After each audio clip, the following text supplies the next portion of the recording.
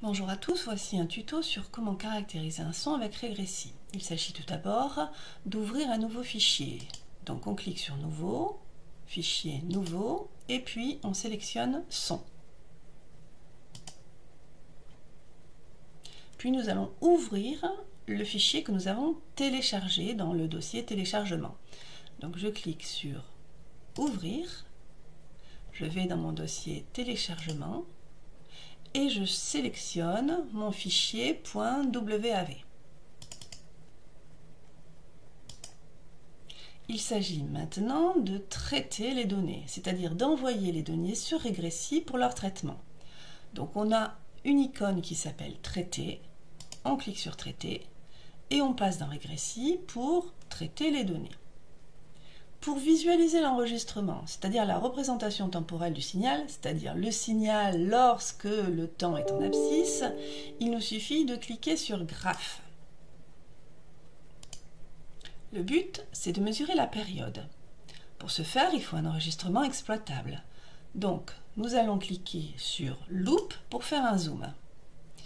On va cliquer, maintenir enfoncé, étirer en faisant bien attention à bien prendre le haut et le bas de la courbe. On voit que, encore une fois, c'est difficilement exploitable, donc on va refaire un zoom avec la loupe. On clique, on maintient enfoncé, on tire et on essaye de sélectionner une vingtaine de périodes. On pourrait, à partir de là, directement par lecture sur l'axe des abscisses, vous voyez, l'axe des abscisses, c'est le temps qui est gradué en millisecondes, eh bien on pourrait mesurer la période. Mais on a un outil ici dans les outils, dans Regressy, qui s'appelle Réticule libre.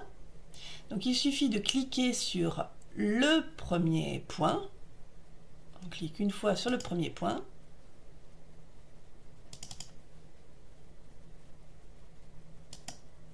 Et on tire et ça nous donne la durée entre les deux points. Donc on pourrait lire là directement une période. Attention, le but c'est d'être le plus précis possible. Donc ce qu'on va faire, c'est non pas mesurer la durée d'une période, mais mesurer la durée de 1, 2, 3, 4, 5, 6, 7, 8, 9, 10 périodes. En tout cas, on essaye de prendre le maximum de périodes pour être le plus précis. Et une fois qu'on a mesuré la durée de 10 périodes, il suffit de diviser cette durée par 10 pour obtenir la valeur d'une période. On peut maintenant très simplement copier le graphe en cliquant sur Copier graphe. Vous sélectionnez JPEG ou PNG, puis vous pouvez enregistrer votre graphe. Ce graphe est maintenant dans votre presse-papier, il suffit d'ouvrir un fichier Word et puis de faire copier-coller pour récupérer l'image de votre graphe. Et voilà, c'est terminé.